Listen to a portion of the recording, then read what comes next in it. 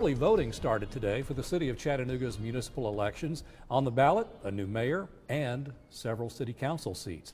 There are 15 candidates for mayor and 9 council seats on the ballot. 7 of those are contested races. There are 3 apparent front runners in the mayoral race based on campaign donations and early polls. Our Joy Dukes is live from the Election Commission with details. Joy? Yeah, David, precincts that we went to today saw a much slower turnout than what election officials tell me they witnessed during the 2020 presidential election cycle. But it didn't stop candidates vying to become Chattanooga's next mayor from showing their faces at polling sites as the countdown to Election Day on March 2nd begins.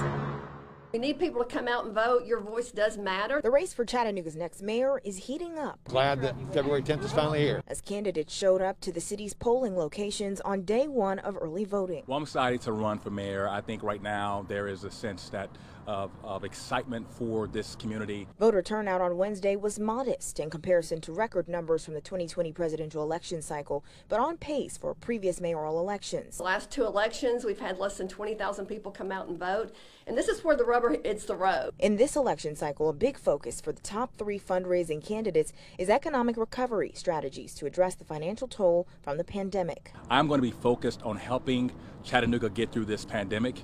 I'm going to bring my public sector and private sector experience to this role and really be ready to lead on day 1.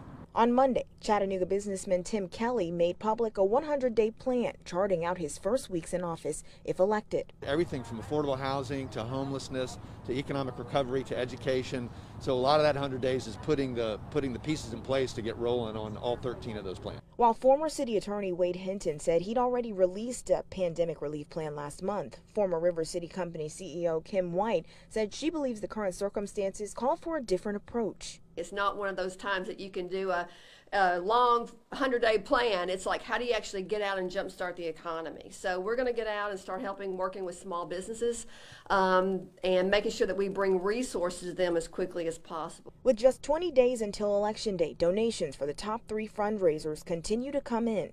Kelly's campaign reports raising more than $600,000 in donations. White's campaign more than $500,000, and Hinton's campaign reports just over $150,000 in donations. Each of the 3 candidates said they plan to spend those dollars on continuing to get their message out there as the race closes in. Now, all 3 polling locations, the Brainerd Rec Center, the Hickson Community Center, and the Hamilton County Election Commission closed tonight at 6 o'clock, so they just closed. But they'll reopen tomorrow, and early voting will continue on until February 25th. Now, if you're interested in any details about times and locations, you can click on this story inside the WRCB app. For now, live tonight in Chattanooga, Joy Dukes, Channel 3 Eyewitness News. Thanks, Joy. And let's take a look at the other mayoral candidates. They range from business owners to activists to city council members. You know, our last open mayoral race in 2013 had only 3 candidates. This year, there are 15.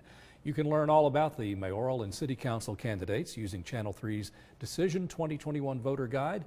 You can hear interviews with all the candidates on their plans to make Chattanooga a better place. Find the voter guide inside our WRCB app and on our website under the Decision 2021 tab.